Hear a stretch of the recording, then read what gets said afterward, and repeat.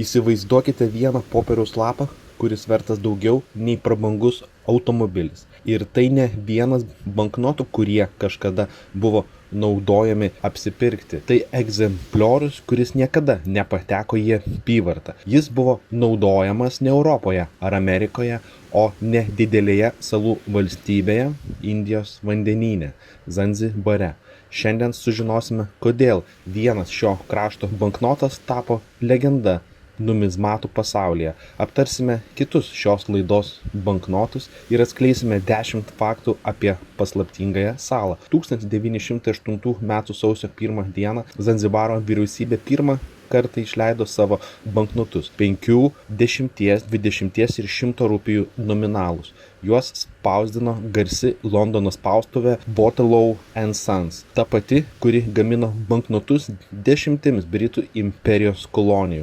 20 rupijų banknoto averse tradicinė arabų būrinė valti dau kairėje ir 9 darbininkai renkantis gvazdikėlius dešinėje. Tekstai išspausdinti arabų, anglų ir gudžaratų kalbomis. Tai pasako daug apie tuometinę Zanzibaro visuomenę, kurioje susipynusi arabų, indų ir afrikiečių kultūros. Šis banknotas dažnai įvardijamas kaip brangiausias visoje Afrikos žemyno istorijoje išleistas banknotas. Skirtingi jo egzemplioriai aukcionuose parduoti už sumas siekiančias nuo 100 000 iki daugiau nei $200 000, tai apie 190–210 000 eurų pagal šiandienos kursą.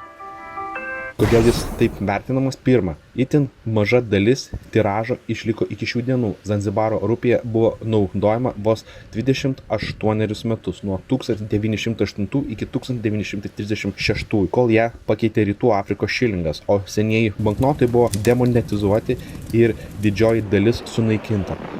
Antrojo pasaulinio karo metais, bombarduojant Londoną, sudegė ir patys spaustuvės Waterloo & Sons archyvai, kuriuose buvo laikomi originalūs spaudos pavyzdžiai, vadinamieji Color Trail egzemplioriai. Todėl šiandien žinomi tik keli tokie unikalūs egzemplioriai visame pasaulyje. Tačiau istorija dar įdomesnė nei atrodo iš pirmo žvilgsnio. 20 rupijų banknotas tik dalis didesnio paveikslo. Per savo gyvenimo laikotarpį Zanzibaro vyriausybė išleido 7 skirtingus nominalus.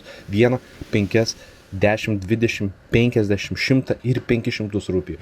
50 ir 500 rupijų banknotai pasirodė 1916 metais, o 1 rupijos 1920 metais. 2011 metų balandį Londono aukcione Spink buvo parduotas nepaprastas eksponatas. Odiniame auksu puoštame albume saugomas pilnas 1908 metų pavyzdinių specimen banknotų komplektas. Jis atiteko naujam savininkui už daugiau nei $287 000, bet tikrasis pasaulinis rekordas buvo nustatytas 2019 metais, kai tame pačiame Spink aukcione Londone 7 skirtingų nominalų Zanzibaro banknotų rinkinys po vieną kiekvieno nominalo bendrai pasiekė daugiau nei $852 000. Tai iki šiol didžiausia suma, kada nors sumokėta už pasaulio banknotų rinkinį viešame aukcione.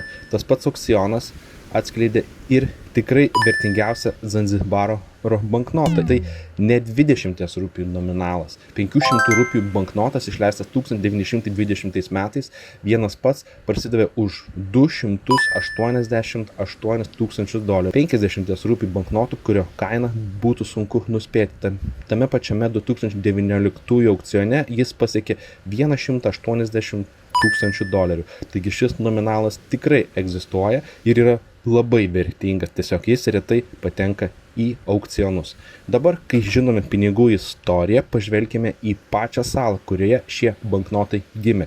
Pirma, pavadinimas Zanzibaras kilęs iš persų ir arabų kalbų junginio reiškiančio juodųjų žmonių krantas, nuoroda į tamsiaodžius gyventojus, su kuriais prekiautojai susidūrė atvykę į salą. Antra, žmonės šiose salose gyvena bent 20 000 metai, liudija archeologiniai akmens amžiaus radiniai. Trečia, 1832 metais Omano sultonas Saidas ibn Sultanas perkelė savo sostinę iš Muskato į Zanzibarą, paversdamas salą galingos prekybinės imperijos centru. Ketvirta, čia vyko vienas iš liūdniausių miestų istorijos puslapį. 19 amžiaus viduryje per Zanzibaro Malindi uostą kiekvienais metais praeidavo iki 50 000 vergų gabenamų į artimuosius rytus. 5. 1896 metais Zanzibaras pateko į pasaulio rekordų knygą dėl kitos priežasties. Čia įvyko trumpiausias karas žmonijos istorijoje. Britanijos karo laivai apšaudė sultono rūmus ir jau po 38 minučių buvo paskelbtos paliaubos. 6. Zanzibaras kartu su kaimyninė Pemba sala dažnai vadinamas prieskonių salomis. Čia auginami gvazdikėliai, muskato riešutai, cinamonas ir juodieji pipirai. 20-ame amžiuje sala buvo pasaulio lyderė gvazdikėlių gamyboje. 7. Nepriklausomybę nuo Didžiosios Britanijos Zanzibaras paskelbė 1963 m.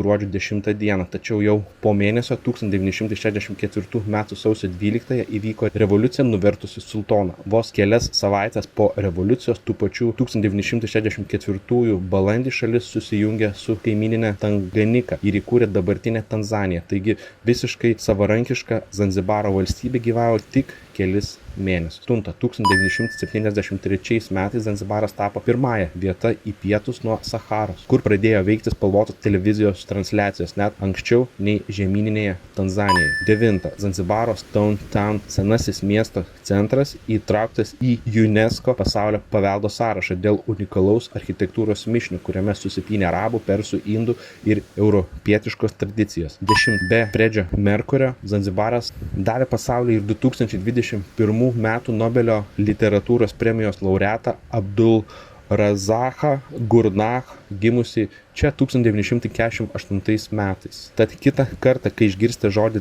Zanzibaras, prisiminkite ne tik baltus paplūdimius ar Freddie Mercury. Prisiminkite ir popierinį lapą, vertą brangiau nei prabangus automobilis. Jei vaizdo įrašas patiko, paspauskite like, prisijungkite prie Oken Colors ir komentaruose parašykite, kurios šalies pinigų istoriją norėtumėte sužinoti kitą kartą.